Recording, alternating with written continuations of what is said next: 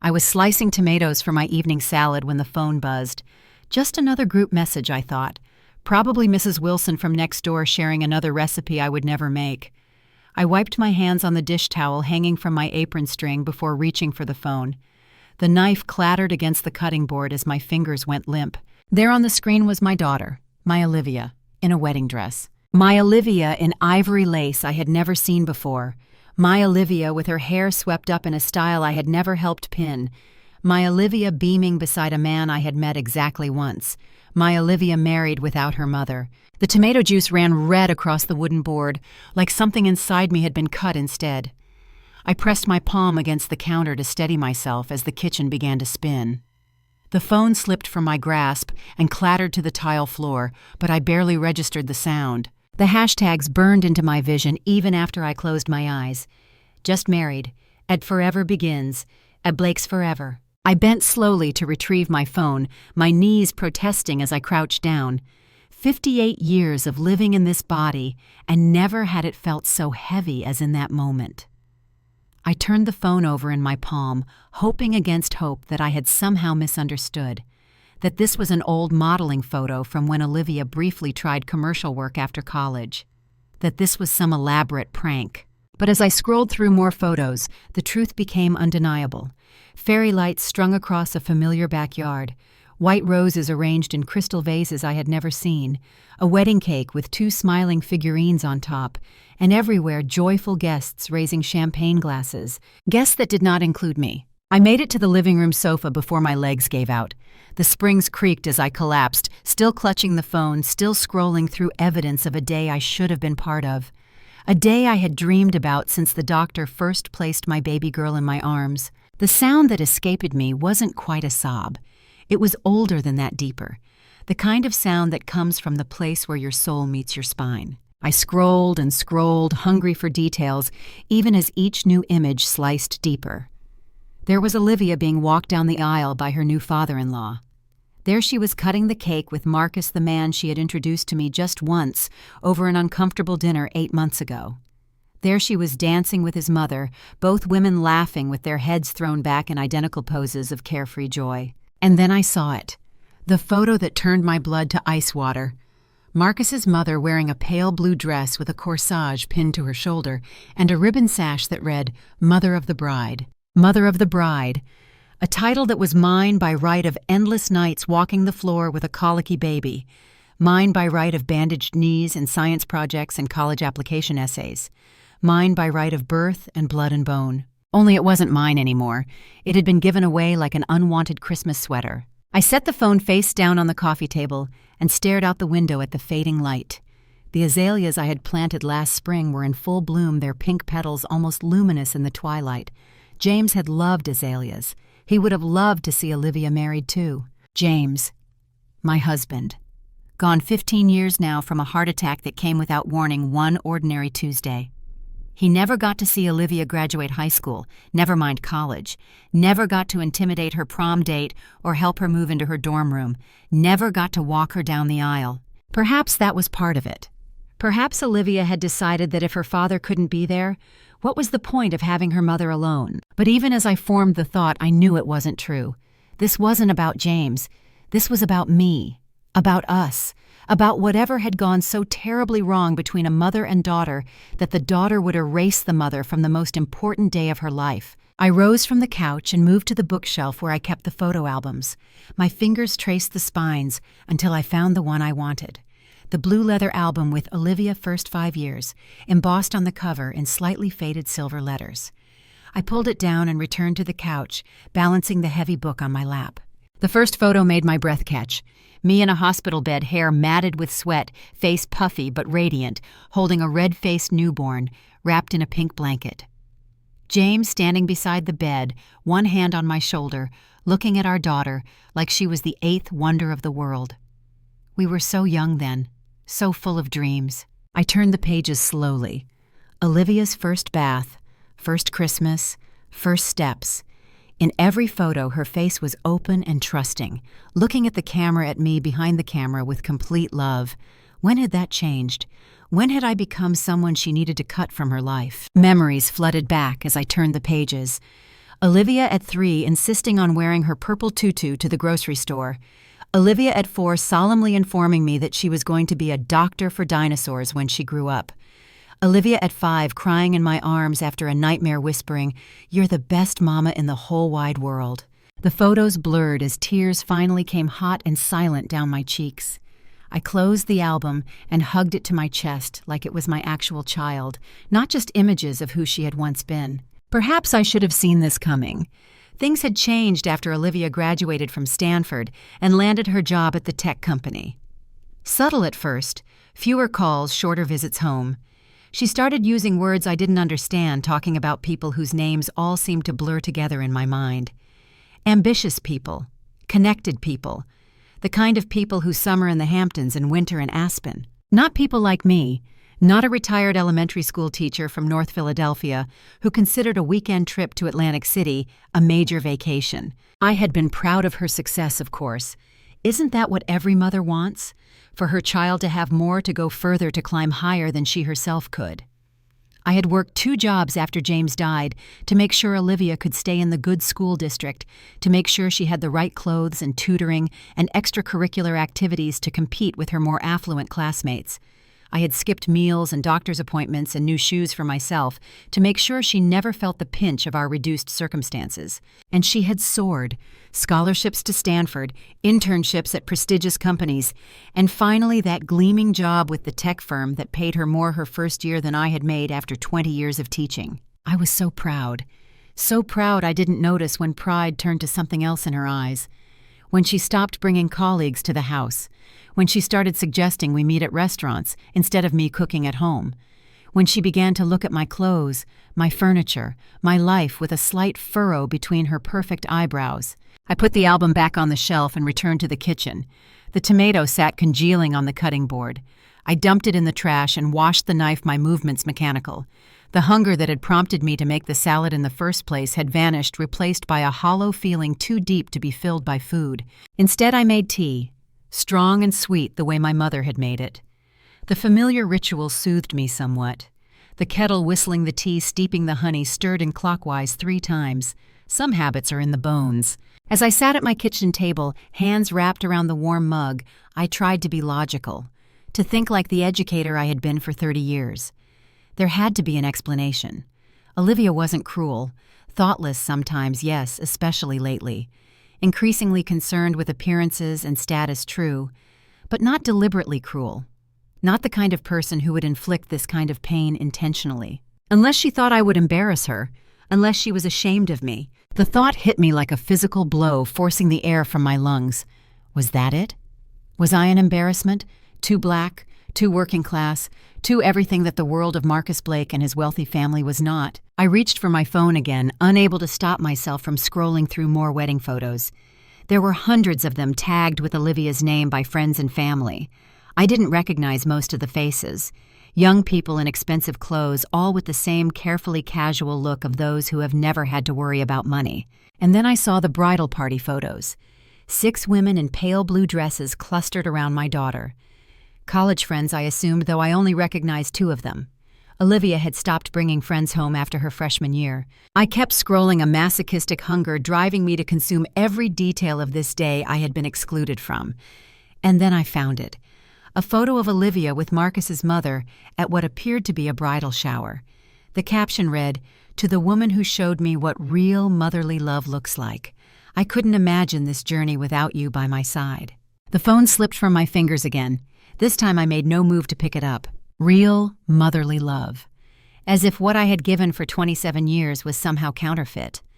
As if the woman who had known her for 2 years could possibly love Olivia more deeply, more completely than I did. I don't know how long I sat there, the tea going cold in my mug, the light fading completely from the windows. Long enough for the initial shock to crystallize into something sharper, something with edges. Eventually I roused myself, got up, washed the mug, turned off the lights, went through the motions of preparing for bed, though sleep felt like an impossibility. As I brushed my teeth, I caught my reflection in the bathroom mirror. The woman who stared back at me looked older than I remembered, the silver threads in her dark hair more pronounced, the lines around her eyes deeper. But her gaze was steady. Wounded, yes, but not broken. I had not raised my daughter to treat people this way. I had raised her to be kind, to be considerate, to be thoughtful. Somewhere along the way, she had unlearned those lessons, or perhaps chosen to reject them as part of the old life she seemed so eager to leave behind. The next morning, I called in sick to the community center, where I volunteered teaching adult literacy classes 3 days a week. It was only the second time I had missed a day in 5 years, but my voice must have conveyed enough genuine distress that the coordinator didn't question me. Instead of teaching, I spent the day scouring social media for more information about this wedding that had happened without me. I created accounts on platforms I had never used before, following digital breadcrumbs from one site to another. What I found was a meticulously documented journey, Olivia and Marcus's engagement in Napa Valley 8 months ago. The selection of the wedding venue my heart seized when I realized it was at their house, the very house I had helped Olivia purchase. The bridal shower at some exclusive country club, the bachelorette party in Italy, the rehearsal dinner at a restaurant where the tasting menu cost more than my monthly pension. All of it photographed, filtered, hashtagged. All of it shared with hundreds of virtual strangers, none of it shared with me. I found photos of Olivia trying on wedding dresses with Marcus's mother, photos of them selecting flowers together, photos of them getting their nails done side by side on the morning of the wedding, all the traditional mother-daughter activities that should have been mine. By mid-afternoon, my eyes were burning from staring at screens, my heart numb from the constant barrage of evidence that I had been deliberately and thoroughly erased from one of the most significant events of my daughter's life. I was about to close my laptop when a new notification popped up. A friend from church had sent me a direct message with another photo attached. This one showed Olivia and Marcus standing in front of their house, the house I had helped buy, with a "Just Married" sign hanging from the porch railing. The house. My heart twisted again at the sight of it. A beautiful Victorian in a desirable neighborhood with gingerbread trim and a wraparound porch. It had been Olivia's dream house, one she couldn't quite afford on her own, despite her excellent salary. The down payment requirements and credit history needed were just out of reach for someone only 3 years into her career. So I had helped, more than helped. I had sold my own home, the house where Olivia had grown up, where James and I had built our life together, and used the proceeds to make a substantial down payment on Olivia's dream house. I had moved into a modest 2-bedroom apartment, telling myself it was time to downsize anyway. The house was still in my name legally, as Olivia's credit hadn't been quite strong enough at the time, but I had always considered it hers. I had helped her paint the rooms, plant roses in the back garden, fix the leaky pipes under the kitchen sink. I had spent weekends helping her make that house a home, imagining future holidays there, perhaps someday grandchildren running through those high-ceilinged rooms. Instead, it had become the venue for a wedding to which I wasn't invited. I closed the laptop and went to my bedroom closet. In the back, behind winter coats and shoeboxes, was my fireproof document safe. I spun the combination lock and removed the deed to Olivia's house. My name was still on it, Eleanor Johnson, owner. Olivia had promised to refinance and put the house in her name once her credit improved, but 2 years had passed, and she had never mentioned it again. I stared at the document for a long time. Then I carefully refolded it and returned it to the safe. Not yet. I wasn't ready to think about what this might mean yet. The rest of the day passed in a fog. I tried to read but couldn't focus on the words. Tried to watch television, but found the cheerful voices jarring. Tried to nap, but sleep remained elusive. Mostly I sat and stared out the window at the azaleas, trying to make sense of what felt fundamentally senseless. By evening, a strange calm had settled over me. Not acceptance, not yet, but something like the eye of a storm. I knew there was more turbulence to come, but for this moment, I felt almost peaceful. Peaceful enough to pick up my phone and compose a message to my daughter. I typed and deleted a dozen versions before settling on 10 simple words. I saw your wedding photos. Congratulations. I hope you're happy. My thumb hovered over the send button for a full minute before I finally pressed it. Then I turned off my phone, unwilling to wait for a response that might never come. The next day, I returned to the community center, throwing myself into teaching with an intensity that must have surprised my students. I stayed late helping one elderly gentleman practice his citizenship test questions. I volunteered to organize the supply closet that everyone else avoided. I did anything I could to keep my hands busy and my mind occupied. But the thoughts came anyway late at night as I lay in bed watching shadows move across my ceiling. Why? The question circled like a vulture. Why hadn't she wanted me there? What had I done to deserve such complete exclusion? What mother raises a child who could inflict such pain so casually? A week passed, then another. My phone remained silent.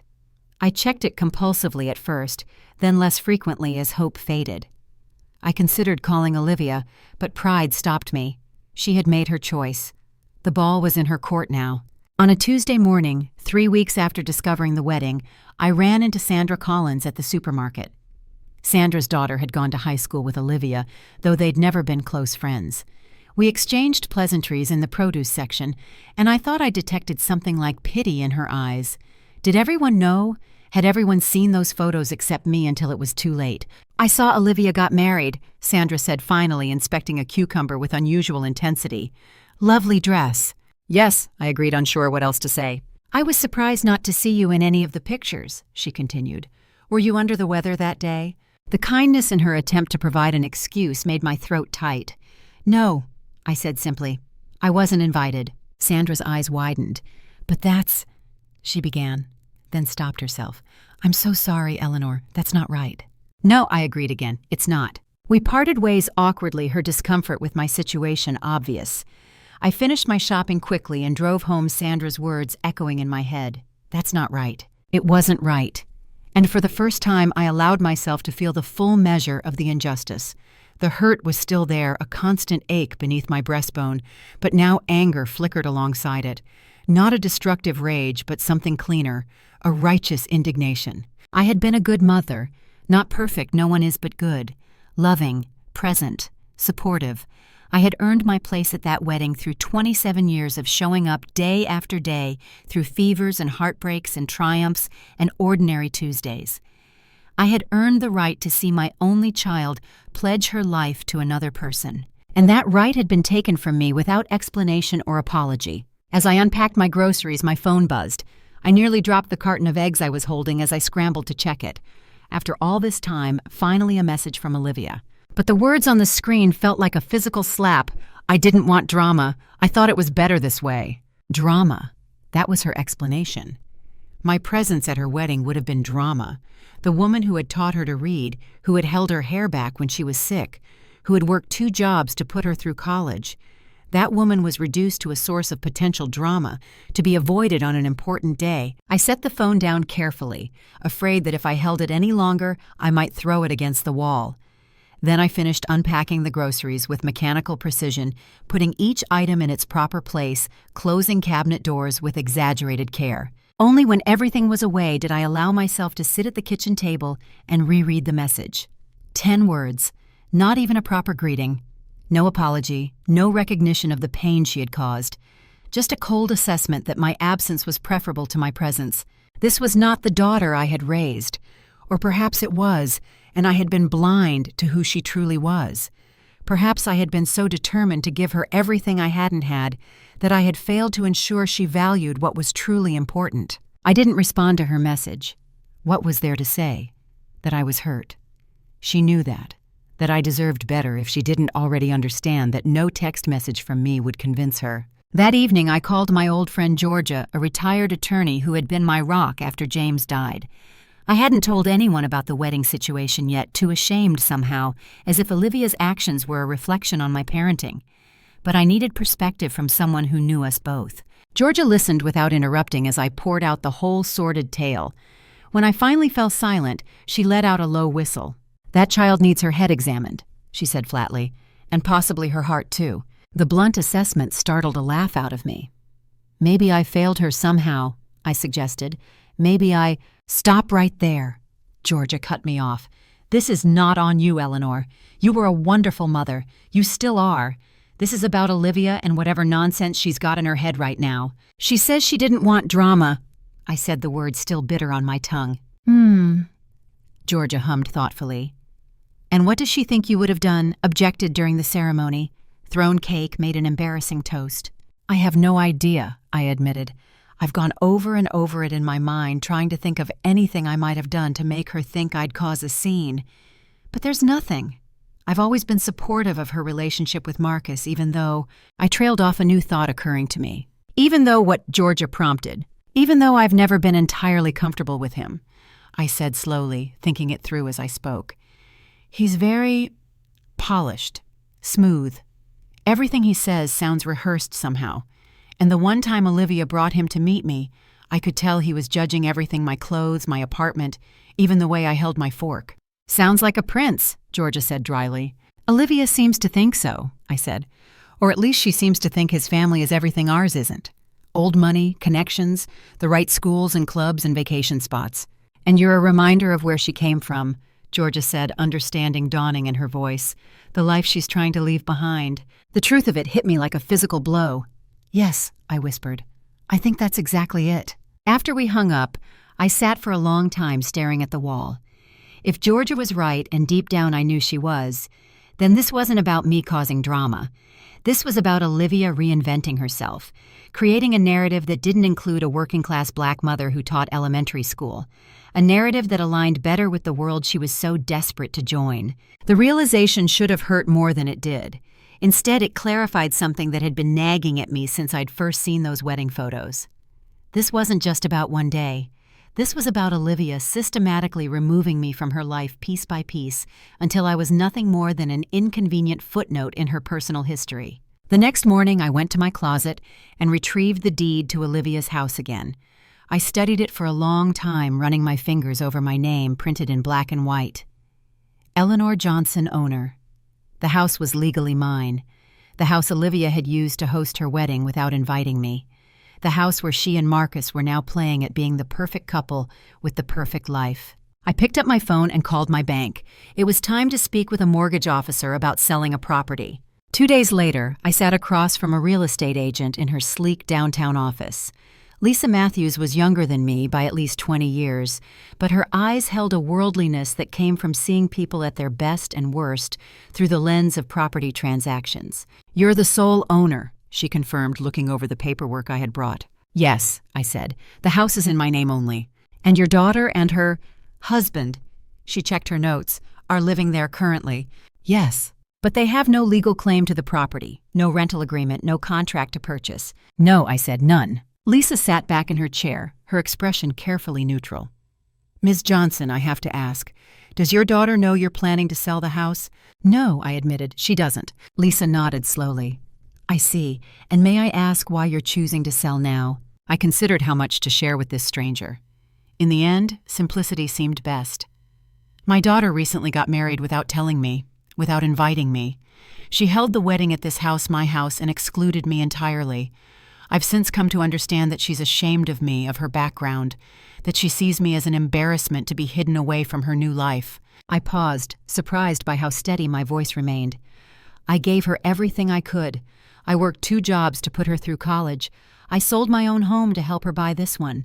And in return, she has made it abundantly clear that I am no longer welcome in her life. So I'm reclaiming what is legally mine." Lisa's professional mask slipped for just a moment, revealing genuine sympathy. "I understand," she said softly, "and I can help you with this. The market in that neighborhood is very strong right now. We should be able to sell quickly, especially if the house is as well maintained as you say." We spent the next hour discussing listing prices and marketing strategies. By the time I left her office, the process was in motion. A photographer would visit the house the next day while Olivia was at work. The listing would go live by the weekend. I felt no triumph as I walked to my car, no vindication. Just a quiet certainty that I was doing what needed to be done, not out of spite or revenge, but out of self-preservation, out of a newfound determination to value myself when my own child had failed to do so. As I drove home, I passed a travel agency with a poster of the Eiffel Tower in the window. I had always wanted to see Paris. James and I had talked about going for our 30th anniversary, but he had died before we reached 20. After his death, such dreams had seemed frivolous in the face of raising Olivia alone. On impulse, I pulled over and parked. 5 minutes later, I was sitting across from a travel agent discussing flight options to Paris for the following month. "Just you?" the agent asked, not unkindly. "Just me," I confirmed, and was surprised to find the words didn't hurt to say. By the time I returned home, I had a folder full of brochures and a tentative itinerary for a 2-week trip to Paris in the spring. I placed it on my coffee table next to a framed photo of James and me on our wedding day. He would have approved, I thought. He would have wanted me to finally see the city of light. That evening, I went through my apartment systematically removing photos of Olivia from the walls and shelves. Not all of them, I wasn't ready for that yet, but most. I packed them carefully in a box that I stored in the back of my closet, not thrown away, but no longer front and center in my daily life. As I worked, I felt something shifting inside me. The hurt was still there, a constant companion, but it was no longer the only thing I felt. There was also a strange sense of liberation. For 27 years, my identity had been inextricably linked with being Olivia's mother. Now I was forced to remember that I was also Eleanor Johnson, just Eleanor. And perhaps it was time to discover who she was separate from the role of mother. The next morning, I received a call from Lisa, the real estate agent. The photographer had completed the listing photos, and they were stunning. The house looked even more beautiful than I remembered, sunlight streaming through the leaded glass windows, the hardwood floors gleaming the garden in full spring bloom. "We'll go live with the listing tomorrow," Lisa said. "With the current market, I wouldn't be surprised if we have offers by the weekend." "Thank you," I said, surprising myself with how calm I felt. "Please keep me updated." Just as we were about to hang up, Lisa added, "By the way, the photographer mentioned there were quite a few personal items in the house. Family photos, that sort of thing. You might want to make arrangements to collect anything you want to keep before we start showing the property." I hadn't considered that. The house was full of Olivia's things, of course, but also mementos I had contributed. Photos of her childhood that I had given her when she moved in. The antique quilt my grandmother had made that currently hung on the dining room wall. Small pieces of our shared history that I wasn't ready to lose. "I'll take care of it," I assured Lisa, though I had no idea how. I couldn't simply walk into the house while Olivia was there. The confrontation would be too painful, too raw. In the end, I hired a professional moving company. I called Olivia's office and confirmed she would be at an all-day conference that Friday. Then I scheduled the movers to come that morning with specific instructions about which items to pack and which to leave. Everything of mine was to be put into climate-controlled storage. Everything of Olivia's was to be carefully packed and left in the garage with a note explaining where to find the storage unit key if she wanted to retrieve her belongings later. It felt surreal making these arrangements, like I was watching someone else's life unfold from a distance. But beneath the dissociation was a growing core of strength. I was taking back control of my life piece by piece, reclaiming my power from a child who had wielded it carelessly, cruelly. Friday came. The movers arrived at Olivia's house exactly on schedule. I had given them detailed instructions and a floor plan marked with items to be removed. I didn't go myself. I couldn't bear to see the house one last time knowing it would soon belong to strangers. Instead, I spent the day at the community center losing myself in the rhythm of teaching adults to read. There was something deeply grounding about watching someone sound out words for the first time, seeing the pride in their eyes when they successfully read a full sentence. It reminded me of why I had become a teacher in the first place, the simple joy of helping others find their voice. By the time I returned home that evening, the movers had completed their work. They had left the storage unit information on my kitchen counter, along with a list of everything they had packed.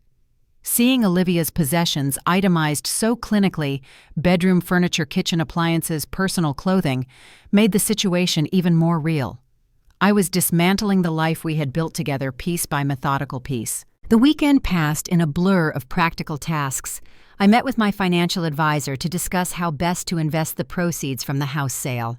I visited the storage unit to make sure everything had been properly secured. I bought new luggage for my upcoming Paris trip. And all the while, my phone remained silent. Olivia was still on her honeymoon, I assumed, still blissfully unaware that her perfect new life was about to undergo a seismic shift. On Monday morning, Lisa called again. "We've had 5 offers," she said, her voice tinged with excitement. "All over asking price. One is all cash, which would make for a very quick closing." I listened as she detailed the offers, trying to focus on the numbers and terms rather than the emotional weight of what I was doing. In the end, I accepted the cash offer. It was slightly lower than the highest bid, but the prospect of having the whole matter settled quickly was worth the difference. "Excellent choice," Lisa approved. We can close in 2 weeks. I'll send over the paperwork today. 2 weeks. In 2 weeks, the house would belong to someone else. In 2 weeks, this chapter of my life would be definitively closed. I spent those 2 weeks in a strange state of suspended animation.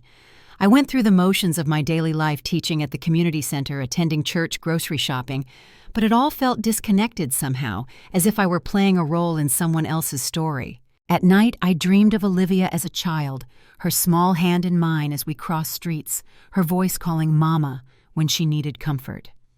I woke each morning with tears on my pillow and a hollow ache in my chest. But each day the ache lessened slightly. Each day I found small moments of joy that had nothing to do with being a mother, the perfect cup of coffee, a new bird at my window feeder, the satisfaction of helping a student master a difficult text. The closing date arrived. I sat in a sterile conference room at the title company signing document after document. With each signature, I felt both loss and liberation in equal measure. When the final paper was signed, Lisa handed me a cashier's check for an amount that still seemed unreal to me. "Congratulations," she said with a professional smile. "The house is officially sold." I nodded, unable to find words that matched the complexity of what I was feeling. I placed the check carefully in my purse and walked out into the bright spring sunshine. It was done. Whatever happened next was out of my hands. Olivia would return from her honeymoon to find her perfect life upended. She would be angry, hurt, confused. She would demand explanations, justifications. She would see this as the ultimate betrayal, blind to the fact that she had betrayed me first and more deeply. But for the first time in weeks, I felt something close to peace. Not happiness, not yet, but a quiet certainty that I had done what I needed to do, not to hurt Olivia, but to honor myself, to acknowledge that my worth was not contingent on my daughter's approval or acceptance, that I deserved more than to be hidden away like a shameful secret. As I drove home, I passed the travel agency again. The Eiffel Tower still gleamed in the window, a promise of new adventures, new beginnings. Paris in the spring, a dream deferred for too long. I would go to Paris. I would walk along the Seine and eat croissants in sidewalk cafes. I would visit museums and gardens and historic sites. I would take cooking classes and perhaps even try to learn a bit of French. I would discover who Eleanor Johnson was when she wasn't defined by being someone's mother, someone's wife, someone's teacher. I would build a new life piece by deliberate piece. And if Olivia eventually found her way back to me, if she someday recognized the pain she had caused and sought reconciliation, I would listen. I would consider. But I would never again make myself small to fit into the narrative she wanted to create. The azaleas were in full bloom when I arrived home, their pink blossoms a vibrant contrast against the red brick of my apartment building. Life continues, I thought, even after heartbreak, even after betrayal. Life finds a way to bloom again. I reached for my phone to take a photo of the flowers, only to find it buzzing in my hand. Olivia's name flashed on the screen. She was back from her honeymoon. She had discovered what I had done. The moment of reckoning had arrived. I stared at my phone as it continued to vibrate in my palm. Olivia's name flashed insistently on the screen, demanding my attention after weeks of silence. My finger hovered over the green button, but something stopped me. A quiet voice inside reminded me that I was no longer the woman who jumped whenever her daughter called. I was Eleanor Johnson, and Eleanor Johnson deserved better. I let the call go to voicemail. Almost immediately, the phone buzzed again with a text message. "Why did you sell the house? Are you serious? What is wrong with you?" No hello, no how are you, just shock and outrage that her perfect plan had been disrupted. Another text followed quickly, "Call me back right now." I placed the phone face down on the coffee table and walked to the kitchen to make a cup of tea. The kettle was just beginning to whistle when the doorbell rang. 3 sharp, angry bursts that echoed through my small apartment. I knew who it was before I opened the door. Olivia stood in the hallway, still wearing her work clothes, an expensive-looking navy pantsuit that probably cost more than I made in a month at the height of my teaching career. Her hair was pulled back in a severe bun, her makeup flawless, except for the slight smudge of mascara beneath her right eye. She had been crying. "Why?" she demanded before I could speak. "How could you do this?" I didn't answer immediately. Instead, I stepped back and gestured for her to enter. She stalked past me into the living room, her heels clicking angrily against the hardwood floor. She turned to face me, arms crossed over her chest, her stance combative. "The house is sold," I said, finally my voice calm. "The new owners take possession at the end of the month." "I know it's sold," she snapped. I came home from my honeymoon to find a sold sign on the lawn and all my belongings packed up in the garage. "What I want to know is why you did it without telling me." "The same reason you got married without telling me?" I replied, the words coming easier than I expected. "It was my decision to make." Her eyes widened at the comparison. "That's completely different.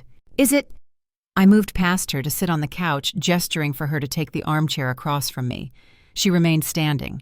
"That house was mine," she insisted. "You gave it to me." "I helped you buy it," I corrected, "but my name is on the deed. It was always legally mine." "You said it was my forever home, and you said I was your favorite person once."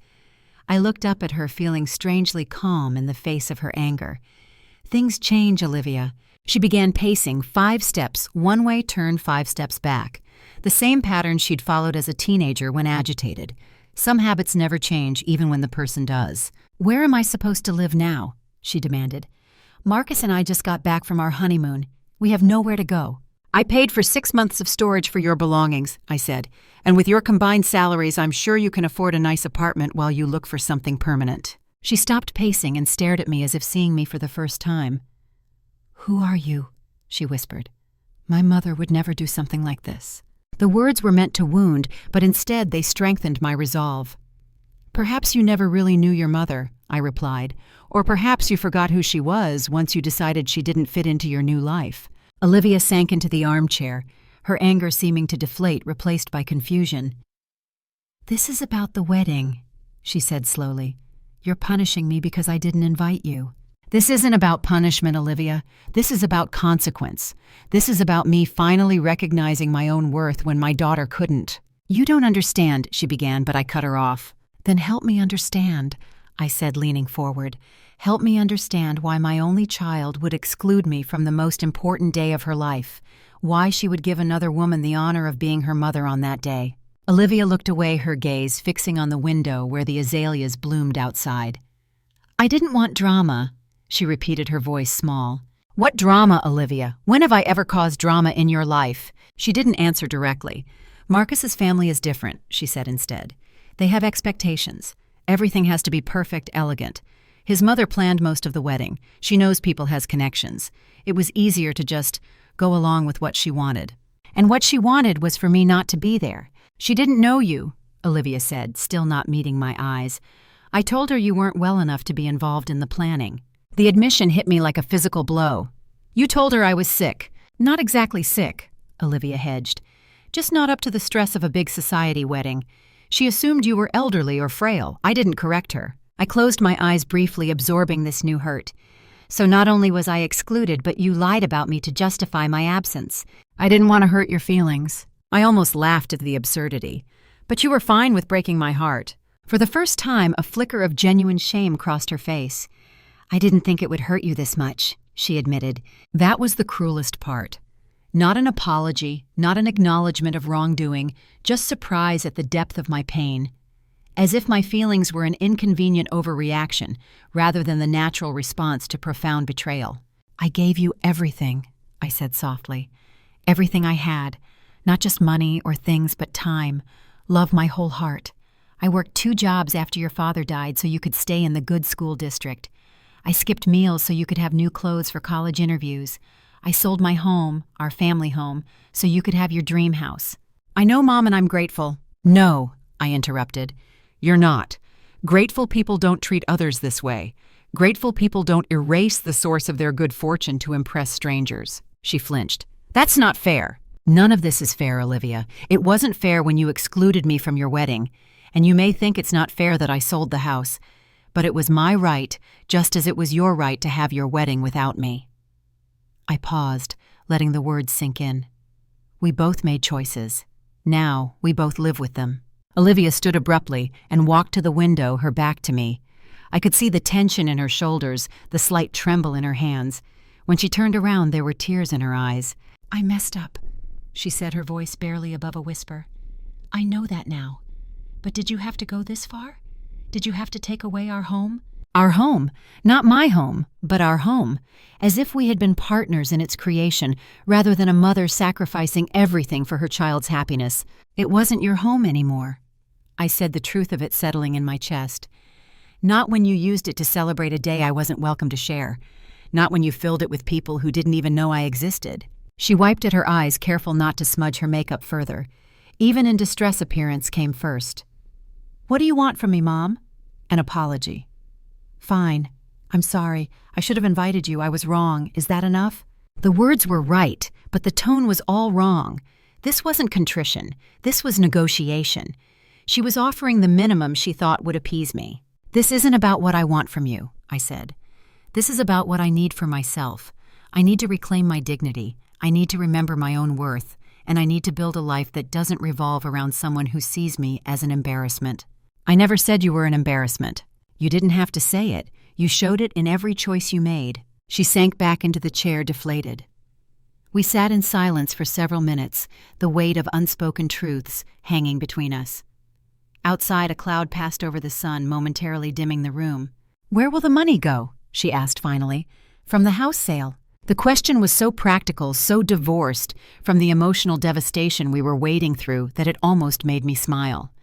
Olivia had always been able to compartmentalize to focus on tangible problems rather than messy feelings. Some of it will go toward my retirement, I said, and some of it... I hesitated, then decided truth was the only path forward. I'm going to Paris. You. Her eyebrows shot up. Paris, you. The disbelief in her voice confirmed everything. In her mind, I was small, limited, incapable of grand gestures or adventures. A supporting character in her life story, not the heroine of my own. Yes, Olivia. Me. I've wanted to see Paris since before you were born. Your father and I planned to go for our 30th anniversary, but he died before we got the chance. Now I'm going. Alone. The word held a mixture of concern and something else. Pity, perhaps. Yes, alone. Contrary to what you might think, I am perfectly capable of traveling by myself, of enjoying myself by myself, of being by myself. She looked down at her hands, expensive rings glinting on her manicured fingers. When do you leave? Next month. I'll be gone for 2 weeks. She nodded slowly, seeming to process this information. Then she looked up, something new in her expression. Can I see them, the wedding photos? I hadn't expected that. Why? Because I want you to understand. It wasn't perfect. Not really. Nothing is when you build it on a lie. I hesitated, then reached for my laptop on the side table. I opened it and pulled up the social media page where I had seen the wedding photos. I turned the screen toward her. Olivia scrolled through the images, slowly seeing them through my eyes for perhaps the first time. Her in her beautiful dress surrounded by smiling strangers. Marcus's mother in that damning mother of the bride sash. The carefully curated moments of a perfect day that had a perfect-sized hole where I should have been. They don't look real anymore, she said softly. Like someone else's wedding, someone else's life. It was someone else's life, I agreed, a life where I didn't exist. She closed the laptop and handed it back to me. I need to go, she said, standing. Marcus will be wondering where I am. I nodded, rising as well. Your things are in storage unit 247 at Secure Storage on Elm Street. I've paid through October. The key is on top of the refrigerator in a manila envelope. She walked to the kitchen and retrieved the envelope, tucking it into her expensive purse. At the door, she paused. Are we? Is there a way back from this? I looked at my daughter, really looked at her. Behind the polished exterior, I could still see flashes of the little girl who had once crawled into my lap during thunderstorms. But I could also see the woman who had deliberately cut me out of her life when I became inconvenient to her narrative. I don't know, I answered honestly. That depends on whether you want a relationship with the real me or just the version of me that fits neatly into your perfect life. She nodded once her lips pressed into a thin line. Goodbye, Mom. Goodbye, Olivia. After she left, I sat for a long time in the quiet apartment. The confrontation had gone differently than I had imagined. I had expected more anger from her, more blame. Instead, there had been something almost like resignation, as if she had already calculated the cost of her choices and found the price worth paying. That night, I dreamed of Paris. Not the picture-perfect Paris of travel brochures, but my own version. A woman with silver threads in her dark hair, sitting alone at a cafe table, watching the world go by with calm, knowing eyes, content in her solitude, complete in herself. I woke with a strange sense of peace, as if something long knotted inside me had finally come loose. The next few days passed in a blur of practical preparations. I met with my financial advisor to set up an account for the house proceeds. I ordered a new passport. I bought comfortable walking shoes for my Paris adventure. I researched the best neighborhoods to stay in the hidden gems beyond the usual tourist attractions. Through it all, my phone remained silent. No more calls or texts from Olivia. I wasn't surprised.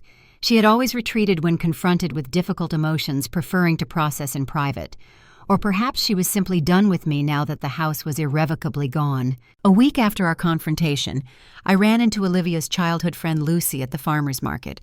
She waved when she saw me, her warm smile a balm after so much coldness. "Ms. Johnson," she called, making her way through the Saturday morning crowd. "It's been forever." I returned her embrace, genuinely happy to see her. Lucy had been Olivia's best friend from elementary school through high school, though they had drifted apart once Olivia went to Stanford and Lucy stayed local for college. "How are you, Lucy?" I asked, still working at the hospital. "Yes, ma'am, 5 years now. Just got promoted to head nurse in pediatrics." "That's wonderful," I said, meaning it. Lucy had always wanted to work with children. Unlike my daughter, she had stayed true to her younger self's dreams. We chatted about her job for a few minutes before she hesitated, her expression turning serious. "I saw Olivia last week," she said, "at the grocery store." I kept my face carefully neutral. "How was she?" "Honestly, not great." Lucy adjusted her shopping bag on her shoulder. "She looked, I don't know, lost somehow. Not at all like herself. She asked about you." This surprised me. "What did she say?" "She wanted to know if I'd seen you recently, if you were doing okay. She said she wasn't sure if you'd ever forgive her." Lucy paused, studying my face. "I don't know what happened between you two, but she seemed really torn up about it." I nodded, unsure how to respond. The Lucy standing before me was no longer a child, but a grown woman with her own life and perspective. I didn't want to burden her with the messy details of our estrangement. "We're going through a difficult time," I said finally, "but I appreciate you telling me." Lucy smiled sympathetically. "Whatever it is, I hope you work it out. You two always had such a special bond." Had, past tense. The word echoed in my mind long after we said our goodbyes. That evening, as rain tapped gently against my windows, I found myself pulling out the photo albums again. This time, instead of focusing on Olivia's baby pictures, I lingered on photos of my younger self. Eleanor at 25, radiant in her wedding dress. Eleanor at 30, standing proudly in front of her first classroom. Eleanor at 40, receiving a teaching award at a district ceremony. I had been someone before I was Olivia's mother. I would be someone after my role as mother had fundamentally changed. The question was, who? A memory surfaced, James and I sitting on the porch swing of our first apartment dreaming about the future. If we ever have enough money, I had said, I want to open a little bookshop, something cozy with reading nooks and a children's corner where I could hold story hours. He had kissed my forehead and said, "You'd be perfect at that, the best bookshop owner in Philadelphia." The dream had faded after his death, buried beneath the practical demands of raising a child alone.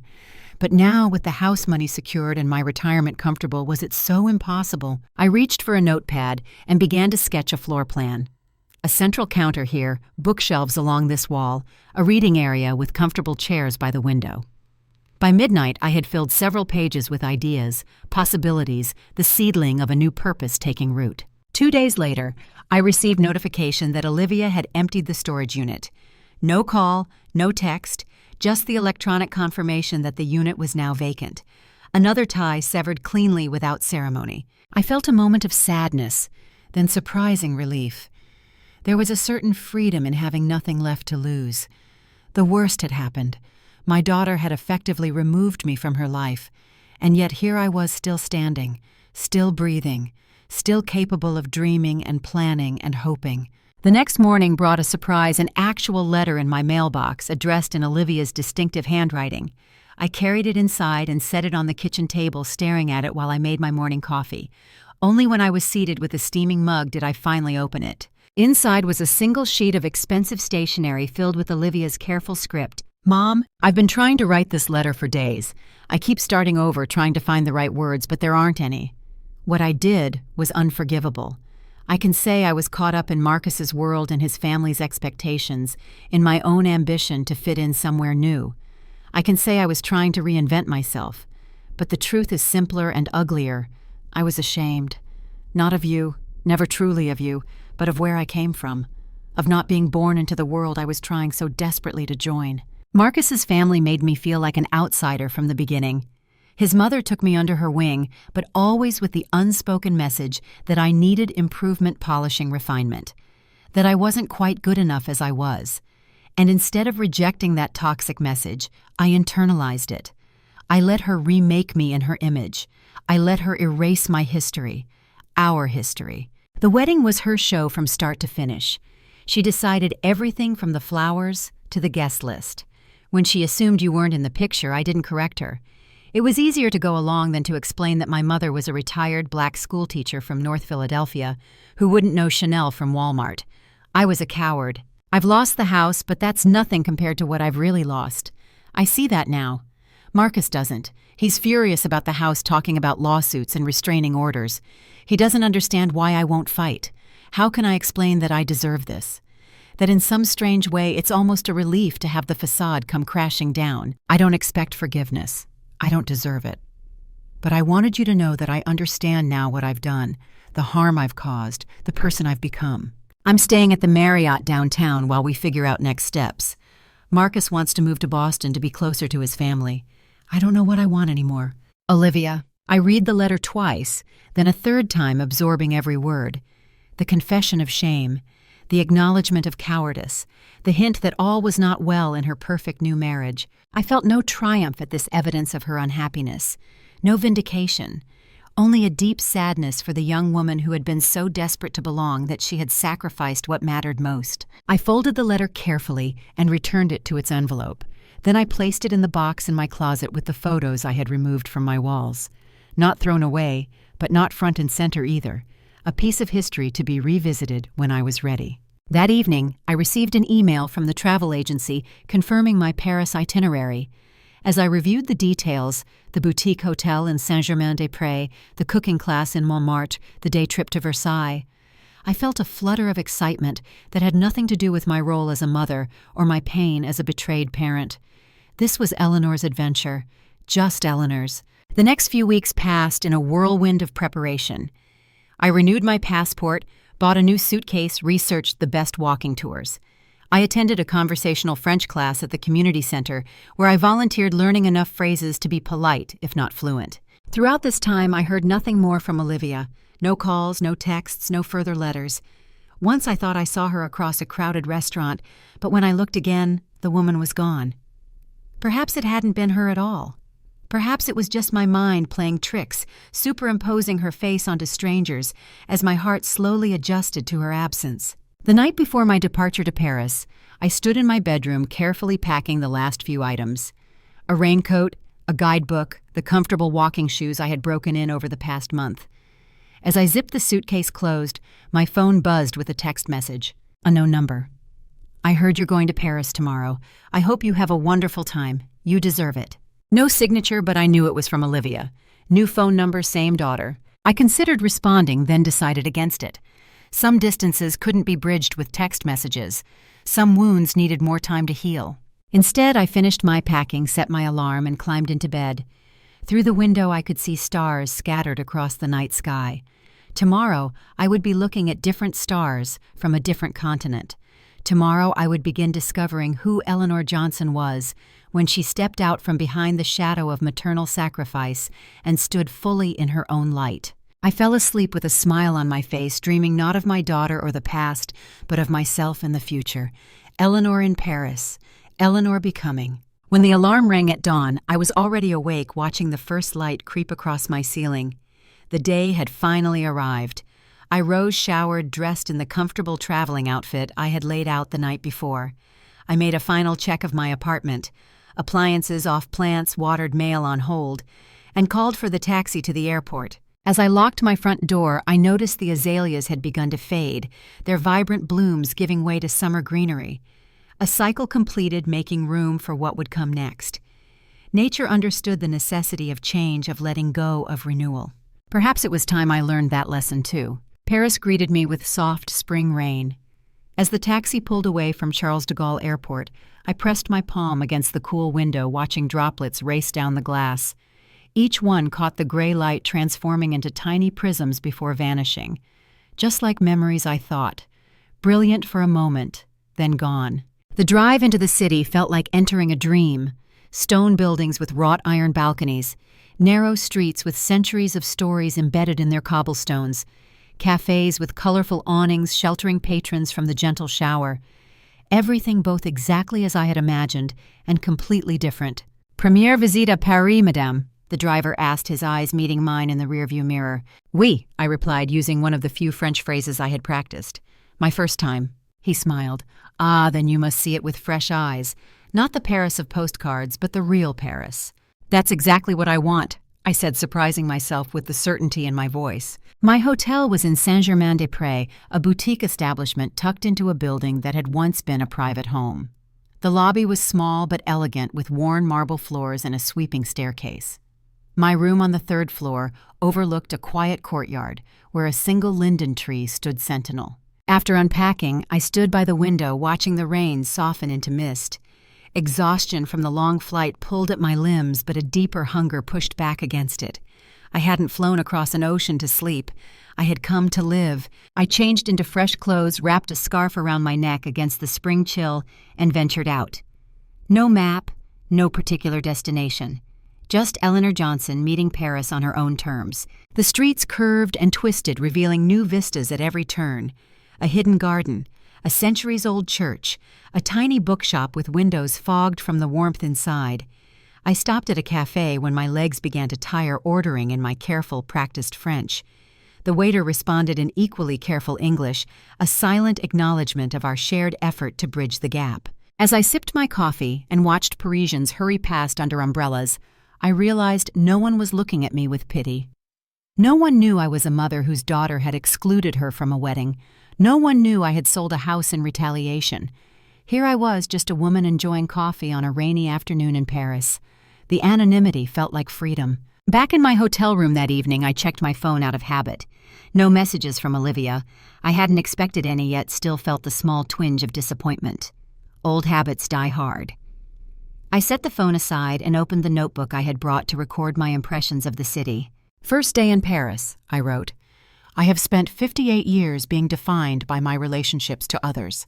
Daughter, wife, mother, teacher. Today I am simply Eleanor, a woman discovering a new city and perhaps a new self." The words surprised me with their clarity and truth. I closed the notebook and prepared for bed, listening to the soft sounds of the city settling into evening. My last thought before sleep claimed me was that I hadn't once felt the need to take a photo to share with anyone. This journey was mine alone, and that was exactly as it should be. I awoke the next morning to sunshine streaming through the tall windows. The courtyard below glittered with raindrops caught in the linden tree's leaves. Paris had washed itself clean for me. Over the next few days, I fell into a rhythm of exploration. Mornings spent wandering the great museums, the Louvre, the Musée d'Orsay, the Rodin. Afternoons discovering neighborhoods, the elegant avenues of the 16th arrondissement, the bohemian energy of the Marais, the winding streets of Montmartre. Evenings sampling small restaurants where the waiters gradually stopped switching to English, allowing me to practice my improving French. At the Musée d'Orsay, I stood before Monet's water lilies until they blurred colors swimming together like memory and desire. At Shakespeare and Company bookstore, I ran my fingers along spines of books read by generations of seekers. At the top of the Eiffel Tower, I let the wind carry away old sorrows, watching them diminish as they fell. On the 5th day, I took a cooking class in a small apartment near the Bastille. The chef, a woman perhaps a decade older than me, with silver hair twisted into an elegant knot, taught 6 of us to make coq au vin. As we chopped and stirred, she shared stories of learning to cook from her grandmother. "In France," she said, hands moving gracefully over the ingredients, "food is memory, it is history, it is love." I thought of all the meals I had cooked for Olivia over the years. Birthday cakes shaped like butterflies, chicken soup when she was sick, special breakfasts on the first day of school. Food as a language of love, she had eventually stopped speaking. "You are thinking of someone," the chef said quietly as the others chatted among themselves. "My daughter," I admitted, surprised by my willingness to share with this stranger. She nodded, understanding in her eyes. "Children grow up in a way. It is the natural order non, but it doesn't make it hurt less. She got married without telling me, I found myself saying. Had the wedding at the house I bought for her. Didn't invite me. The chef's hands stilled for a moment, the only sign that my words had shocked her. That is not growing away, she said finally. That is cruelty. Yes, I agreed, the simple acknowledgement a balm. It was. And yet you are here in Paris living your life. She smiled, a deep appreciation in her eyes. That, madame, is the best revenge. We finished cooking in comfortable silence. When we sat to eat the meal we had prepared together, she raised her glass of wine in a small toast directed at me. To new beginnings, she said. To new beginnings. I echoed, tasting possibility, along with the rich, complex flavors of the dish we had created. That night in my hotel room, I dreamed of Olivia as a child running ahead of me on a beach, laughing as waves chased her small feet. Watch me, Mama, she called. I'm running away. Even in the dream, I knew it was my subconscious processing my loss, but I still woke with tears on my cheeks. I wiped them away and rose to greet another Parisian morning. The pain was still there, a familiar ache beneath my breastbone, but it no longer defined my days.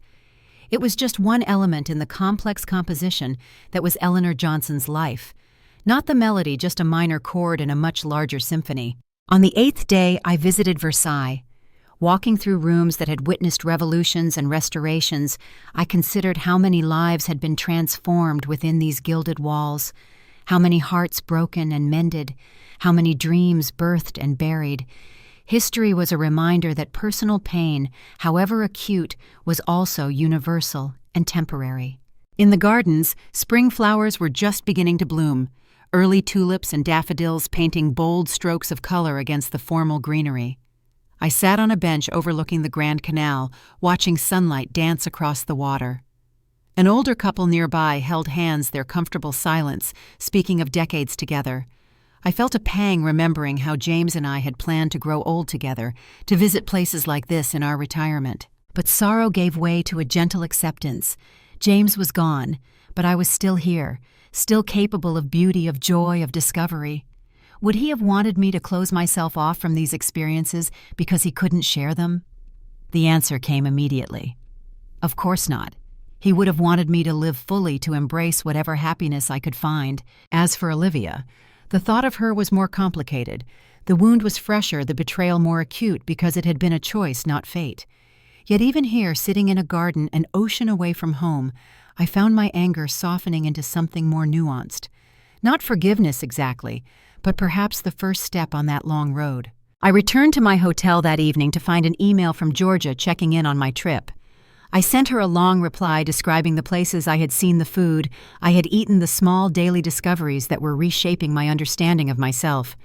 I came to Paris looking for distraction. I wrote, but I'm finding transformation instead. The second week of my stay passed even more quickly than the first. I took a day trip to Giverny to see Monet's gardens. I browsed small boutiques and purchased a silk scarf in shades of blue that reminded me of the Seine at dusk. I attended a concert of classical music in a church so ancient it seemed to have grown from the earth itself. And through it all, I felt myself changing. Not dramatically, not completely, but subtly and significantly. The woman who had arrived in Paris burdened with grief and betrayal was giving way to someone lighter, more open to possibility. Someone who looked to the future with curiosity rather than dread. On my final evening in Paris, I treated myself to dinner at a small restaurant my hotel had recommended. It was the kind of place tourists rarely found. No English menus, no concessions to foreign palates. I was seated at a tiny table near the window where I could watch the theater of Parisian street life unfold as I dined. The waiter, an older gentleman with kind eyes and a trim white mustache, recommended the special, a fish I had never heard of prepared with herbs grown on the restaurant owner's balcony. I agreed, trusting his judgment. As I waited for my meal, sipping a glass of crisp white wine, I realized I was completely at ease. Alone in a foreign city, navigating a language I barely spoke and yet utterly comfortable in my skin. "Madam dines alone this evening?" the waiter asked when he returned with my food. In the past, such a question might have embarrassed me, might have made me feel I should explain or apologize, but the woman I had become in Paris simply smiled. "Yes," I replied, "and it's perfect." He nodded, a hint of appreciation in his eyes. "Bon appétit, madame." The meal was exquisite. delicate, perfectly balanced flavors that spoke of care and tradition. I ate slowly, savoring each bite present in the moment in a way I couldn't remember being for years. When the waiter returned to clear my plate, he smiled at my obvious enjoyment. "Would Madame care for dessert?" "What would you recommend?" I asked. "For you," he said, studying me with the insight of someone who had served thousands of meals to thousands of different souls. "I think the tarte tatin, simple but profound, sweet but with complexity." When the dessert arrived, caramelized apples on buttery pastry served with a small scoop of vanilla ice cream, I understood his choice.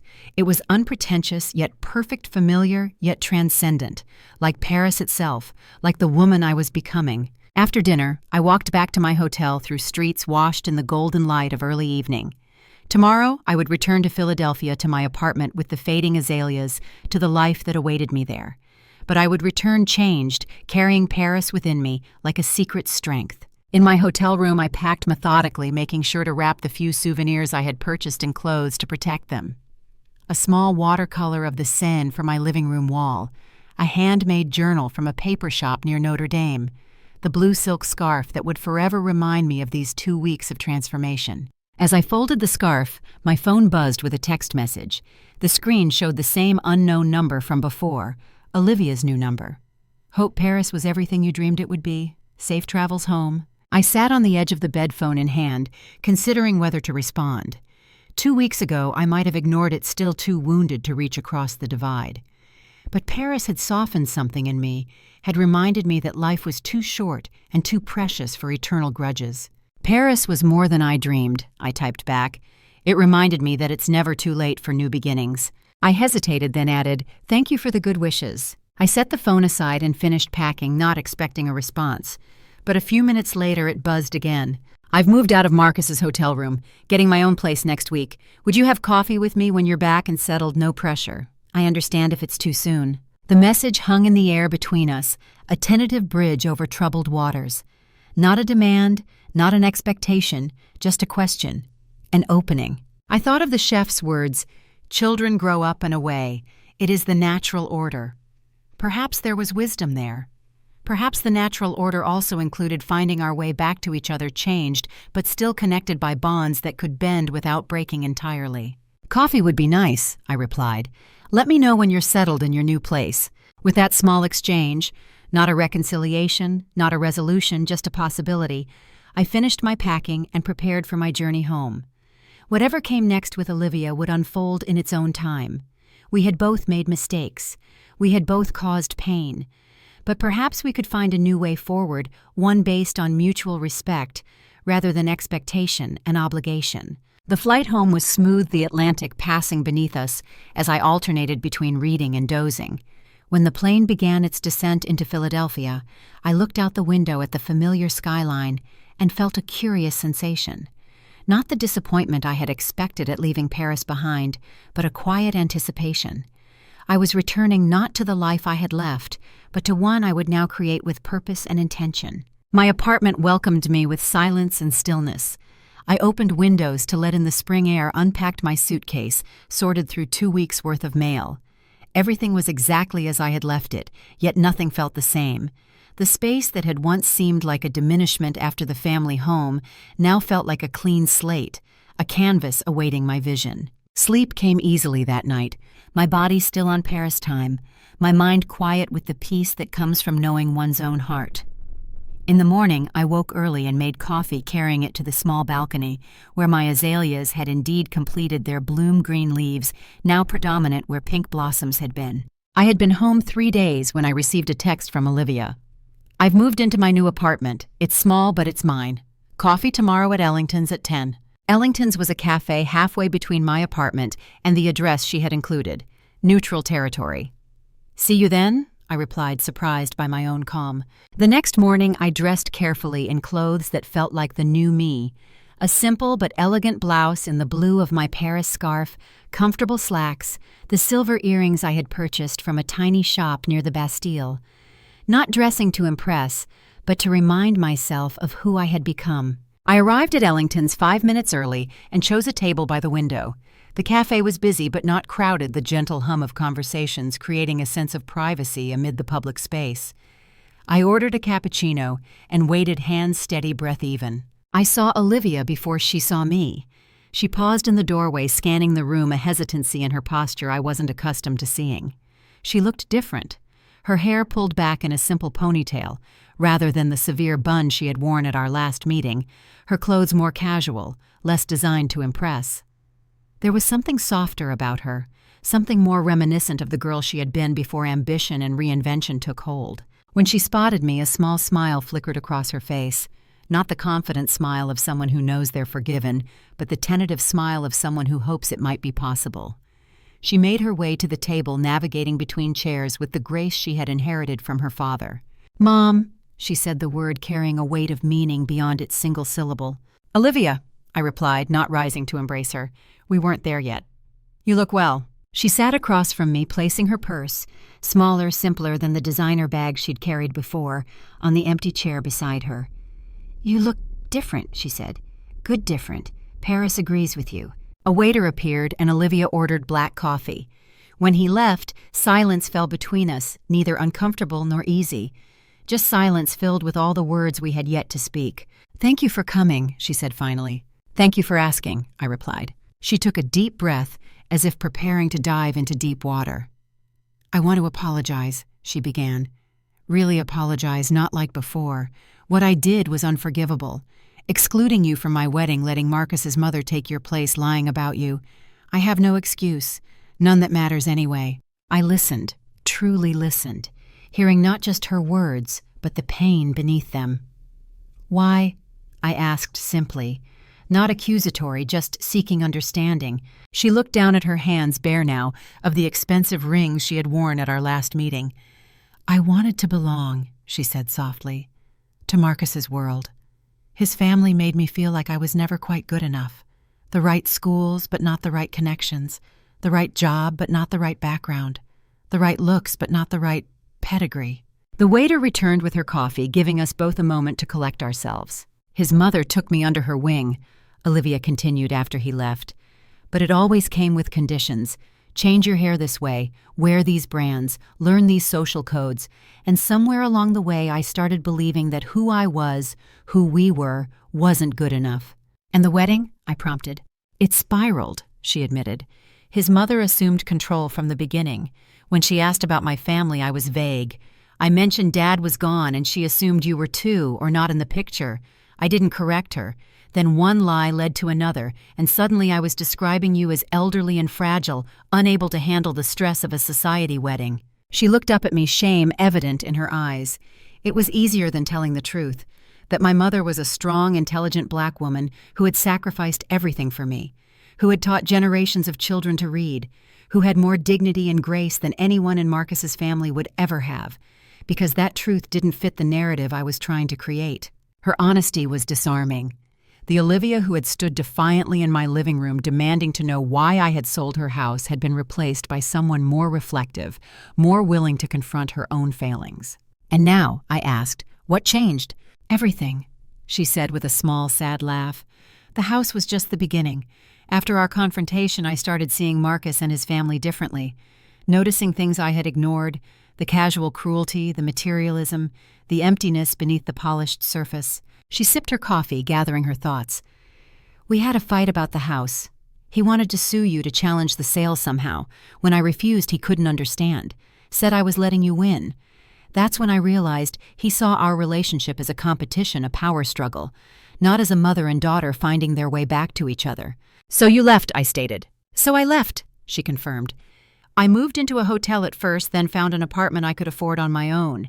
It's small, nothing like the house, but it's mine. Truly mine. And your job?" "I still have it, thankfully, though I've asked for a transfer to a different department. Less prestige, more meaningful work." I nodded, absorbing this transformation. "It sounds like you're finding your way back to yourself." "I'm trying," she said. "It's harder than I expected, rebuilding an identity I spent years trying to escape." We sat in silence again, but a different quality of silence now. Reflective rather than strained. Through the window, I watched people pass by, each carrying their own invisible burdens and joys. "I don't expect forgiveness," Olivia said finally. "What I did was too big for that. But I hoped maybe we could start something new. Not pick up where we left off because that place doesn't exist anymore, but maybe find a new way to be in each other's lives. I considered her words carefully. The hurt she had inflicted was real. The trust she had broken would not be easily repaired. Yet across from me sat not just the woman who had excluded me from her wedding, but also the girl who had once cried in my arms, the teenager who had made me proud, the daughter I had loved since before she took her first breath.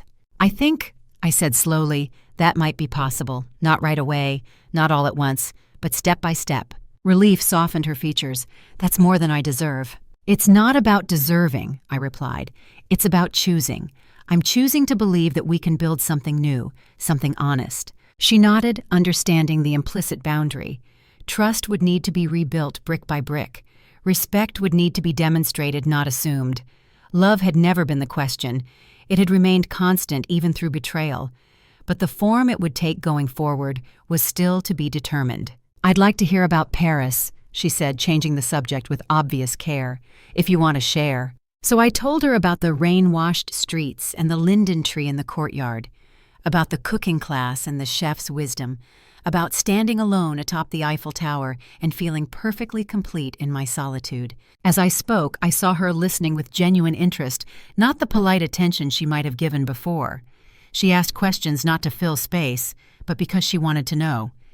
It was a small thing, this authentic curiosity, but it felt like the first tender shoot pushing up through soil after a long winter. When our coffee cups were empty and my Paris stories told, we prepared to leave. At the door, she hesitated. Would it be okay if I called you next week? Maybe we could have lunch. I'd like that, I said, and I meant it. We parted without embracing, but the distance between us had narrowed perceptibly.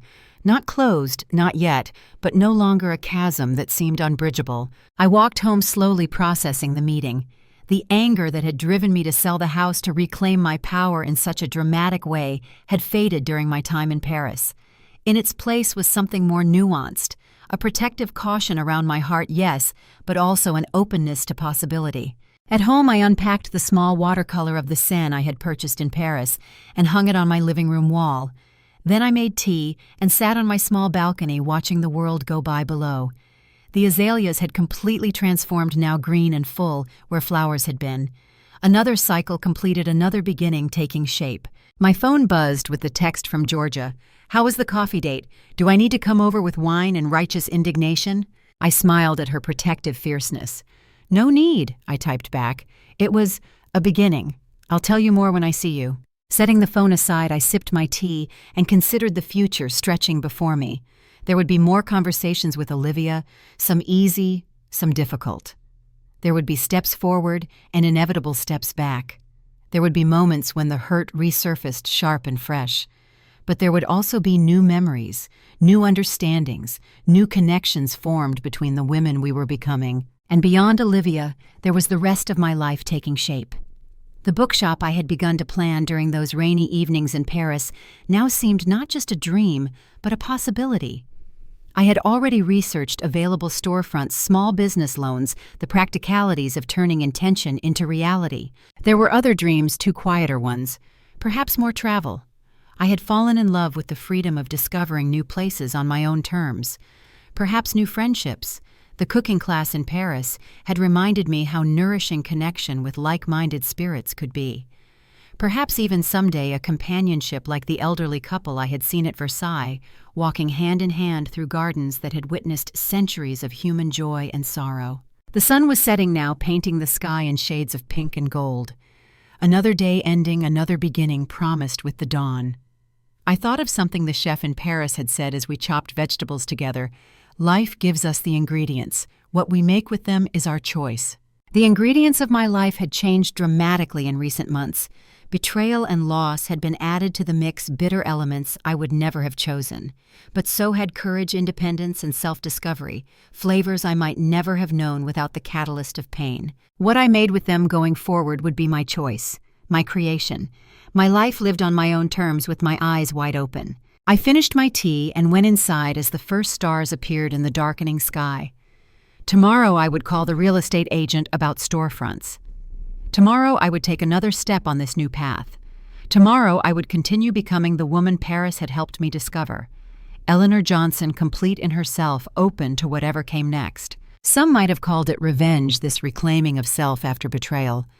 But sitting in my quiet apartment, surrounded by memories of Paris and possibilities for the future, I knew it was something far more powerful. It was resurrection.